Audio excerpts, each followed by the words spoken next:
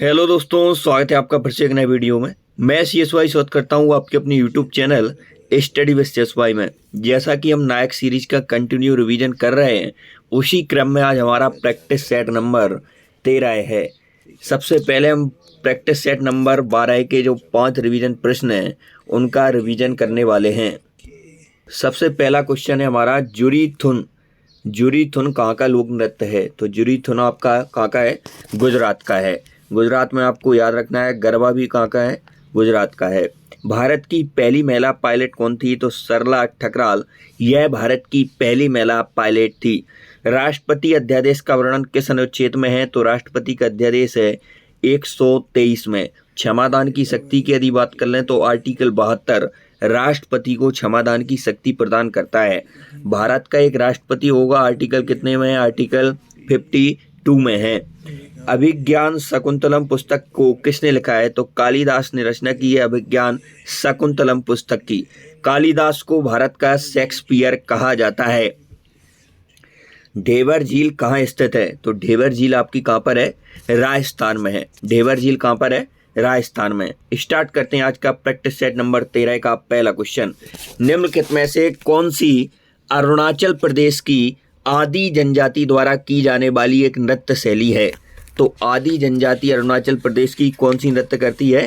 टापू। टापू कहाँ का नृत्य है? अरुणाचल प्रदेश का है। टापू कहाँ का है? अरुणाचल प्रदेश का है। बांचो की बात कर लें, भुइया, बुइया, रिकमपाड़ा, पोपिर, मुखौटा डांस, यह सभी भी आपके कहाँ के हैं?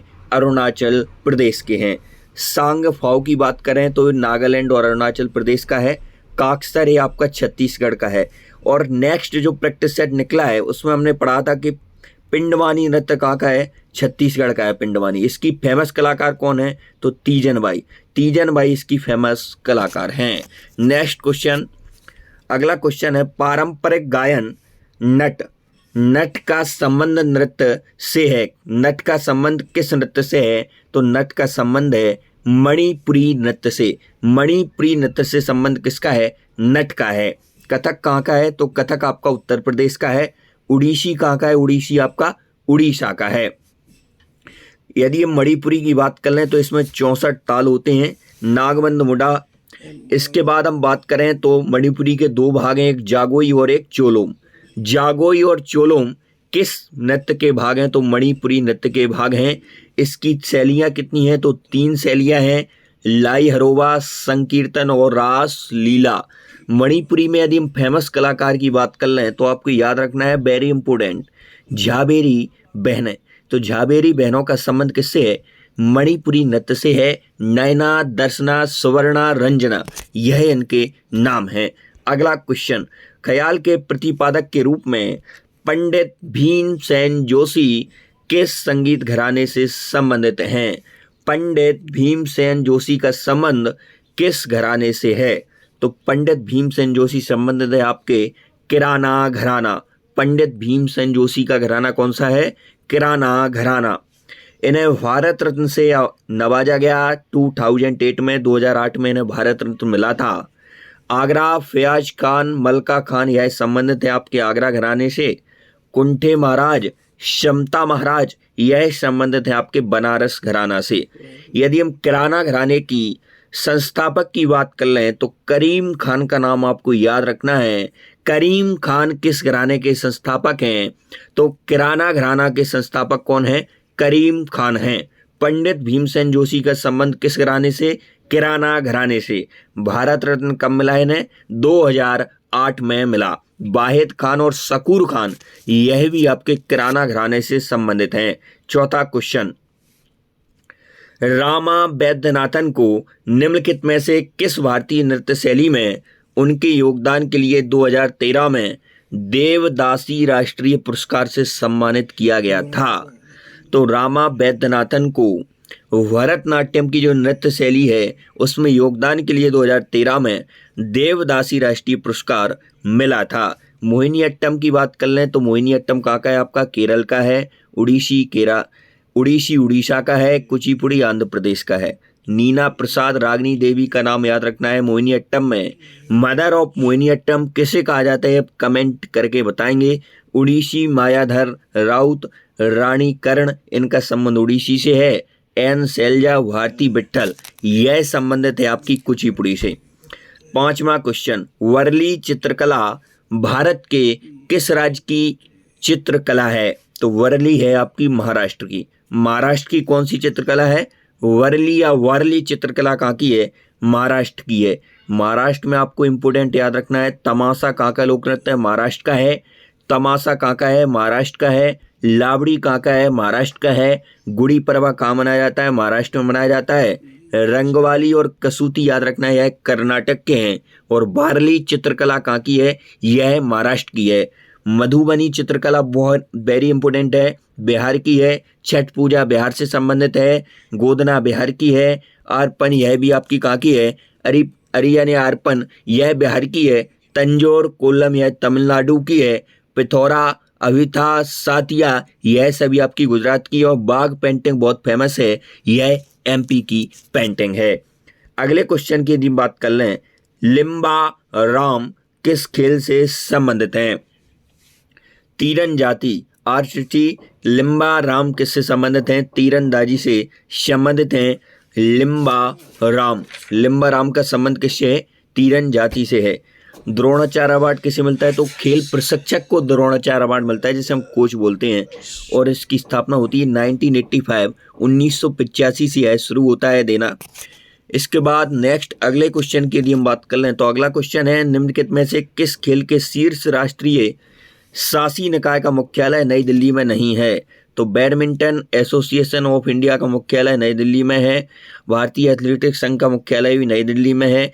हॉकी इंडिया का मुख्यालय भी नई दिल्ली में है। लेकिन भारतीय वॉलीबॉल संघ का मुख्यालय आपका नई दिल्ली में ना होकर तमिलनाडु में है। कहाँ पे है? तमिलनाडु में है। अगले क्वेश्चन की यदि हम बात कर लें, निम्नलिखित में से खेल प्रतियोगिता फॉर्मेट का कौन सा युग्म सही है? तो सैयद मुश्ताक अली ट्रॉफी T20 संबंधित है, बिल्कुल सही है। विजय हजारे ट्रॉफी 50 ओवर, यह भी सही है। तो दोनों आपकी सही हो जाएंगे। 9 नंबर क्वेश्चन, एस अगेंस्ट ओस्ट किसकी आत्मकथा का शीर्षक है? तो एस अगेंस्ट ओड्स यह किसकी आत्मकथा है? आपकी सानिया मिर्जा जी की आत्मकथा कौन सी है? एस अगेंस्ट ओड्स यह किसकी आत्मकथा है? Sania Mirza. S against odds किसकी आत्मकथा है? सानिया मिर्जा। इसके बाद अगले क्वेश्चन की यदि हम बात कर लें, अनब्रेकेबल यह किसकी है? तो यह आपकी मैरी कॉम की आत्मकथा है।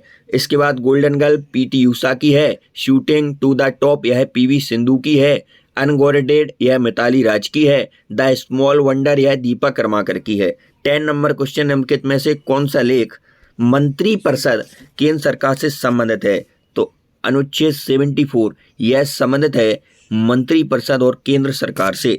अगले क्वेश्चन की यदि हम बात कर लें, तो अगला क्वेश्चन है, भारतीय संविधान के निम्नलिखित में से किस अनुच्छेद के तहत राष्ट्रपति मंत्रिपरिषद की सलाह के अनुसार कार्य करने के लिए बाध्य है? तो वास्तविक कार्य शक्ति रहती है आपकी पीएम प्रधानमंत्री में, राष्ट्रपति नाम मात्र का रहता है। 74(1) में यह लिखा है कि राष्ट्रपति मंत्रिपरिषद की सलाह के अनुसार कार्य करने के लिए बाध्य है। अनुच्छेद 75 के अनुसार मंत्रिपरिषद सामूहिक रूप से किसके लिए उत्तरदायी होती है? तो लोकसभा के प्रति उत्तरदायी कौन सी होती है? मंत्रिपरिषद सामूहिक रूप से उत्तरदायी किसके प्रति होती है? लोकसभा के प्रति। और व्यक्तिगत रूप से पूछे तो यह प्रधानमंत्री के प्रति उत्तरदायी होती है। आर्टिकल 75 में इसका वर्णन है कि मंत्रिपरिषद सामूहिक रूप से उत्तरदायी रहेगी लोकसभा के प्रति। और सरला आपको याद रखना है, सरला 79, 80, 81। तो संसद का वर्णन 79 में, राज्यसभा 80 में और लोकसभा 81 में। यह आर्टिकल भी बहुत इंपोर्टेंट होने वाले हैं। भारतीय संविधान का अनुच्छेद 76 निम्नलिखित में से किस प्रावधान से संबंधित है? बहुत बार पूछा गया है एसएससी में, वेरी इंपोर्टेंट क्वेश्चन है। अनुच्छेद 76 में किसका संबंध है? तो भारत के महान्यायवादी अटॉर्नी जनरल ऑफ इंडिया, इनका वर्णन किसमें है? अनुच्छेद 76 में है। अनुच्छेद 76 में किसका वर्णन है? भारत के महान्यायवादी का। और आर्टिकल 81 में क्या है? लोकसभा की संरचना, संसद सदनों की अवधि, यह आर्टिकल 83। 83 में है। संसद के सदनों की अवधि और लोकसभा की संरचना 81 में। भारत के महान्यायवादी का पद यह आर्टिकल 76 में है। आर्टिकल 76 में क्या है? भारत के महान्यायवादी हैं। आर्टिकल 87 में राष्ट्रपति का विशेष अभिभाषण आर्टिकल 87 में है।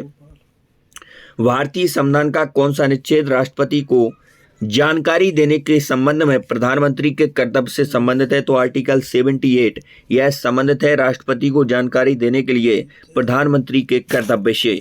अगले क्वेश्चन की यदि हम बात कर लें तो भारतीय संविधान का कौन सा अनुच्छेद 79 निम्नलिखित में से किसके बारे में बताता है? तो संविधान का अनुच्छेद 79 किसका प्रावधान है? संसद का प्रावधान है। संसद का प्रावधान कौन से आर्टिकल में है? तो आपके आर्टिकल 79 में है। फिर से याद कर लेते हैं। सरला 79, 80, 81 तीनों आर्टिकल बहुत इंपॉर्टेंट हैं। संसद 79 में, राज्यसभा 80 में, लोकसभा 81 में। और संसद के सदन की अवधि आर्टिकल 83, आर्टिकल 83 में क्या है? संसद के सदन की अवधि आर्टिकल 83 में। आर्टिकल 79 में क्या है? संसद का प्रावधान। भारत के महान्यायवादी कितने में है? तो आर्टिकल 76 में क्या है? भारत के महान्यायवादी हैं। 81 में क्या है? लोकसभा की संरचना है। आर्टिकल 85 में क्या है? संसद के सत्र हैं। लोकसभा का अध्यक्ष उपाध्यक्ष यह आर्टिकल 93 में वर्णित है। 98 में संसद सचिवालय का वर्णन है। तो भारत का महान्यायवादी आर्टिकल 76, 79 संसद का प्रावधान। नेक्स्ट क्वेश्चन, फायान निम्नलिखित में से किस सम्राट के शासनकाल में भारत आया था? तो फायान आया था आपका चंद्रगुप्त द्वितीय के काल में। कौन भारत आता है? फायान आता है चंद्रगुप्त द्वितीय के शासनकाल में भारत। यह चीनी यात्री था फायान। नेक्स्ट अगले क्वेश्चन की यदि हम बात कर लें तो अगला क्वेश्चन है, महाराजाधिराज की उपाधि अपनाने वाला पहला गुप्त शासक कौन था? महाराजाधिराज, महाराजाधिराज की उपाधि प्राप्त की थी वह पहला शासक था गुप्त चंद्रगुप्त प्रथम। चंद्रगुप्त प्रथम था। इसकी पत्नी थी कुमारा देवी जो कि लक्ष्मी राजकुमारी थी। सकारी और विक्रमादित्य की उपाधि की बात कर लें तो यह चंद्रगुप्त द्वितीय के पास थी। चंद्रगुप्त द्वितीय को हम विक्रमादित्य के नाम से भी जानते हैं, इसे सकारी भी कहा जाता है। महाराजाधिराज की उपाधि अपनाने वाला पहला गुप्त शासक था चंद्रगुप्त प्रथम। 80 नंबर क्वेश्चन निम्नलिखित में से कौन सा कथन प्रभावती गुप्त के बारे में गलत है? आपको गलत पर विशेष फोकस करना है। कभी कभी एग्जाम में है समझ कर उत्तर देते हैं और पूछा रहता है गलत बारे में। नेक्स्ट, चंद्रगुप्त प्रथम की पुत्री थी तो यह गलत है। चंद्रगुप्त सेकंड की बेटी थी। इसके बाद पूना ताम्र पत्र अभिलेख प्रभावती गुप्त से संबंधित है, यह बिल्कुल सही है। वह राजमाता बन गई और अपने नाबालिग बेटे के एक सक्षम प्रतिनिधि के रूप में काम किया, यह भी आपका सही है। तो ऑप्शन नंबर ए के साथ आप चले जाएंगे। आज की क्लास का 90 नंबर क्वेश्चन, पूर्वी मालवा से के शिलालेख प्राप्त हुए थे जिनसे शक पर विजय की जानकारी प्राप्त होती है। तो शकों पर विजय के कारण ही चंद्रगुप्त द्वितीय को क्या कहा जाता था? सकारी। सकारी क्यों कहा जाता था? क्योंकि उन्होंने शकों पर विजय प्राप्त की थी, इसलिए चंद्रगुप्त द्वितीय को शकों पर विजय कारण सकारी कहा जाता था और इन्हें विक्रमादित्य की उपाधि भी दी गई थी। तो 3 शिलालेख प्राप्त हुए हैं पूर्वी मालवा से चंद्रगुप्त द्वितीय के। नेक्स्ट, ऐरण अभिलेख का संबंध किस शासक से है? तो ऐरण अभिलेख का संबंध है बुद्ध गुप्त से। बुद्ध गुप्त से संबंधित है ऐरण अभिलेख। इसकी हम बात कर लें तो सती प्रथा के प्रथम साक्ष्य कहाँ से मिले हैं? सती प्रथा के प्रथम साक्ष्य कहाँ से मिले हैं? यह भी आपके ऐरण अभिलेख से मिले हैं। अगले क्वेश्चन की हम बात कर लें, निम्नलिखित में से कौन सा शिखर झारखंड का सबसे ऊंचा शिखर है? तो पारसनाथ। पारसनाथ पारसनाथ पारसनाथ यह झारखंड का सबसे ऊंचा शिखर है। इसके बाद अनामुडी की बात कर लें तो अनामुडी है केरल का सबसे ऊंचा शिखर है। गिरनार गुजरात का, अरुणाचल प्रदेश कांगटो का, आंध्र प्रदेश का अरमाकोंडा है। धूपगढ़ मध्य प्रदेश की सबसे ऊंची चोटी है। सारामती नागालैंड की है। उड़ीसा की देवमाली है। यूपी की अस्मात है और महाराष्ट्र की कलसुबाई है। तो पारसनाथ कहाँ का सबसे ऊंचा शिखर है? झारखंड का सबसे ऊंचा शिखर कौन सा है? पारसनाथ है। पिदुरुतल लागला की सबसे ऊंची पर्वत चोटी है। तो पिदुरुतलागला यह श्रीलंका की सबसे ऊंची चोटी कौन सी है? पिदुरुतलागला किसकी सबसे ऊंची चोटी है? तो श्रीलंका की सबसे ऊंची चोटी कौन सी है? तो आपकी पिदुरुतागला है। इसके बाद सबसे लंबी नदी की हम बात कर लें श्रीलंका की तो महावेली गंगा श्रीलंका की सबसे लंबी नदी है। 2011 की जनगणना के अनुसार कुल वैश्विक आबादी को कितने प्रतिशत जनसंख्या भारत में है? तो 17.5%, लगभग 1/6%, 1/6 भाग भारत में निवास करता है कुल वैश्विक आबादी का। इसके बाद 2011 की जनगणना के अनुसार भारत में ग्रामीण साक्षरता दर कितनी है? तो 66.77%, यह भारत में ग्रामीण साक्षरता दर है। वर्तमान में 71.42% और शहरी में यदि बात कर लें तो 83.18%। यह भारत का शिक्षिता का केंद्र। कुद्रेमुखी खाने निम्नलिखित में से किस राज्य में स्थित हैं? तो कुद्रेमुखी खाने कहाँ पर स्थित हैं? यह आपके कर्नाटक में स्थित हैं। कुद्रेमुखी खाने कहाँ पर स्थित हैं? कर्नाटक में स्थित हैं। घोड़े के चेहरे जैसी हैं, यह घोड़े के चेहरे जैसी खाने हैं। कुद्रेमुखी खाने यह कर्नाटक में स्थित हैं। वेलाडीला छत्तीसगढ़ में स्थित है। बालदा गौरू मेहतानी है उड़ीसा में स्थित है। 26 1991 में भारतीय रुपए अवमूल्यन कितने चरणों में किया गया है? कई बार पूछा गया है, वेरी इंपोर्टेंट क्वेश्चन है। 1991 में भारतीय रुपए अवमूल्यन कितने चरणों में किया गया है? तो 2 बार किया गया था, 1 जुलाई 1991 को और फिर उसके बाद होता है 3 जुलाई 1991 को। पहली बार होता है 1949 में और दूसरी बार होता है 1966 में। 2 बार भारतीय रुपए का अवमूल्यन किया गया था। इसके बाद यदि हम अगले क्वेश्चन की बात कर लें, 2017 से भारत में वित्त मंत्री किस तारीख की देश के लिए केंद्रीय बजट पेश कर रही हैं? तो 1 फरवरी 2017 से भारत में वित्त मंत्री किस तारीख की देश के लिए केंद्रीय बजट पेश कर रही हैं? तो 1 फरवरी के लिए यह केंद्रीय बजट पेश कर रही हैं। बजट का प्रावधान कितने में है? तो आर्टिकल 112 में वार्षिक वित्तीय विवरण के नाम से बजट का प्रावधान है। आर्टिकल 112 में किसके नाम से? वार्षिक वित्तीय विवरण के। पहला बजट की यदि बात कर लें तो 1860 में जेम्स विल्सन ने पेश किया था। आजाद भारत का पहला बजट 1947 में षडमंगम शेट्टी के द्वारा पेश किया गया था। पहला पेपरलेस बजट 2021-22 में निर्मला सीतारमण जी पेश करती हैं। 28 नंबर क्वेश्चन, पहल योजना के तहत घरेलू उपभोक्ता को एलपीजी सब्सिडी द्वारा दी जाती है। तो पहल योजना के तहत पेट्रोलियम एवं प्राकृतिक गैस मंत्रालय द्वारा यह एलपीजी सब्सिडी दी जाती है। दुनिया का सबसे बड़ा घरेलू नगद हस्तांतरण कार्यक्रम कौन सा है? तो आपका पहल है। पीएम उज्ज्वला योजना की बात कर लें तो 1 मई 2016 बलिया उत्तर प्रदेश से चालू होती है। पीएम उज्ज्वला योजना 2.0 10 अगस्त 2021 से महोबा उत्तर प्रदेश से चालू होती है। तो पीएम उज्ज्वला योजना 2016 बलिया उत्तर प्रदेश और पीएम उज्ज्वला 2.0 यह 10 अगस्त 2021 Mahoba Uttar Pradesh. 29 number question, imperial bank of India के राज्य के स्वामित्व में पारित होने के बाद भारतीय स्टेट बैंक को किस वर्ष अपनाया गया था? तो भारतीय शाही बैंक के रूप में इंपीरियल बैंक ऑफ इंडिया के राज्य में स्वामित्व पारित होने के बाद भारतीय स्टेट बैंक को किस वर्ष अपनाया गया था? 1955 में अपनाया गया था। कब अपनाया गया था? 1955 में, 1955 में। 1921 में इंपीरियल बैंक बनता है। उसके बाद 1809 में Bank of Calcutta, Bank of Bengal, 15 अप्रैल 1840 बैंक ऑफ बॉम्बे, उसके बाद 1843 बैंक ऑफ मद्रास बनते हैं। एसबीआई बनता है आपका 1 जुलाई 1955 में। इसके बाद 30 नंबर क्वेश्चन, भारत में म्यूचुअल फंड उद्योग निम्नलिखित में से किस संगठन द्वारा नियंत्रित किया जाता है? तो सेबी और आरबीआई द्वारा म्यूचुअल फंड उद्योग नियंत्रित किया जाता है। एक छोटी अवधि के दौरान किसी फंड पर लगने वाले बल के रूप में जाना जाता है। तो छोटी अवधि के दौरान किसी फंड पर लगने वाला बल आवेग कहलाता है। क्या कहलाता है? आवेग। आवेग क्या कहलाता है? छोटी अवधि के दौरान बिल्कुल कम समय के लिए यदि किसी पर फोर्स लगता है तो उसे हम इम्पल्स आवेग कहते हैं। 32 नंबर, सिस्मोग्राफ का उपयोग को मापने के लिए। तो सिस्मोग्राफ किसके लिए उपयोगी है? भूकंप की तीव्रता किस में मापी जाती है? सिस्मोग्राफ में मापी जाती है। और कौन से पैमाना है? रिक्टर पैमाना में। यह दोनों क्वेश्चन अभी जो मध्य प्रदेश में एमपी पुलिस की परीक्षा हुई है उसमें पूछे गए हैं। सिस्मोग्राफ का उपयोग किसको मापने के लिए? भूकंप को मापने के लिए। और स्केल इसकी क्या है, किस में मापते हैं? तो रिक्टर पैमाने में मापते हैं।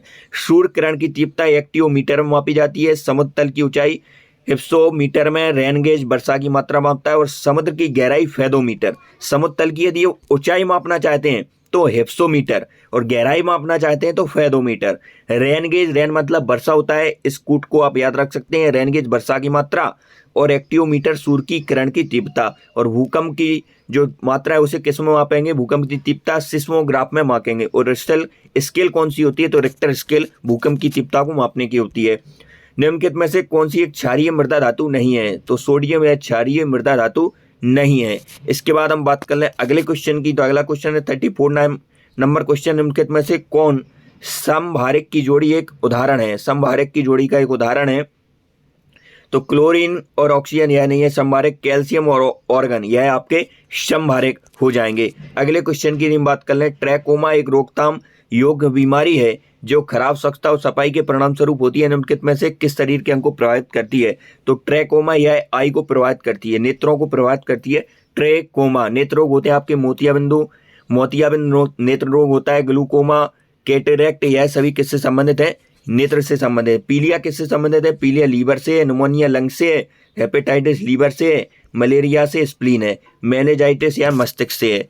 इसके बाद 36 नंबर क्वेश्चन की बात कर लें तो निक्टोफोबिया यह किसके डर को कहते हैं? तो अंधेरे से यदि डर लगे आपको तो उसे बोलेंगे निक्टोफोबिया।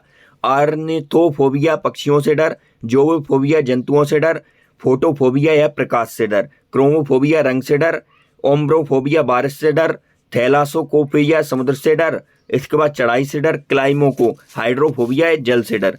अगले क्वेश्चन की बात कर लें, हाल ही में किसी यूपीएससी में निदेशक नियुक्त किया गया है, डायरेक्टर यूपीएससी का? तो हंसा मिश्रा को यूपीएससी का निदेशक नियुक्त किया गया है। हंसा मिश्रा यूपीएससी का वर्णन है संविधान के भाग 14 में 315 से 323 तक आर्टिकल संबंधित यूपीएससी से हैं। 1 अक्टूबर 1926 को लोक सेवा आयोग की स्थापना होती है। हेडक्वार्टर की बात कर लें तो हेडक्वार्टर नई दिल्ली में है। पहले अध्यक्ष रॉस वारकर थे और इसकी यूपीएससी के जो अध्यक्ष होते हैं उसकी नियुक्ति कौन करता है, अपॉइंटमेंट कौन करता है? तो राष्ट्रपति करते हैं भारत के। 6 ईयर्स 65 वर्ष से पहले इनका कार्यकाल रहता है। मनोज सोनी इसके क्या में अध्यक्ष हैं। हाल ही में किसे 2024 एबेल पुरस्कार से सम्मानित किया गया है? तो मिशेल टेलाग्रैंड इन्हें 2024 का एबेल पुरस्कार दिया गया है। एबेल पुरस्कार की शुरुआत 2003 में होती है। नोबेल ऑफ मैथ्स इसे कहा जाता है। प्रिट्जर अवार्ड 2024 रिकेन यामामोटो को 2024 का प्रिट्जर अवार्ड दिया जाता है। इसे हम वास्तुकला का नोबेल कहते हैं। नोबेल ऑफ आर्टिकल्चर कैसे कहते हैं? वास्तुकला का नोबेल। प्रिट्जर अवार्ड को 2024 का रिकेन यामामोटो को दिया गया है। मिशेल टेलाग्रैंड 2024 के एबेल पुरस्कार विजेता हैं। हाल ही में कहाँ बसंत त्योहार सिग्मोत्सव मनाया गया? तो सिग्मो कहाँ का फेस्टिवल है? गोवा में सिग्मोत्सव मनाया गया है। इंडिया एनर्जी वीक 2024 यह भी गोवा से संबंधित है। भारत लाइट हाउस पहला उत्सव यह भी आपके गोवा मनाया गया है। सभी हॉस्पिटल में IVF फ्री कहाँ पर है? आपके गोवा में है। आज की क्लास का अंतिम क्वेश्चन, हाल ही में दुनिया के पहले ओम आकार के मंदिर का उद्घाटन कहाँ किया गया है? तो दुनिया के पहले ओम आकार के मंदिर का उद्घाटन कहाँ किया गया है? राजस्थान में किया गया है। कहाँ किया गया है दुनिया के पहले ओम आकार का मंदिर का उद्घाटन? राजस्थान में। 1008 मूर्तियां शिव की नागर शैली में है। पाली जिला में इसका उद्घाटन हुआ है। तो आज की वीडियो उतना ही, मिलते हैं नेक्स्ट वीडियो, तब तक के लिए जय हिंद। चैनल को सब्सक्राइब करके जुड़ जाइए।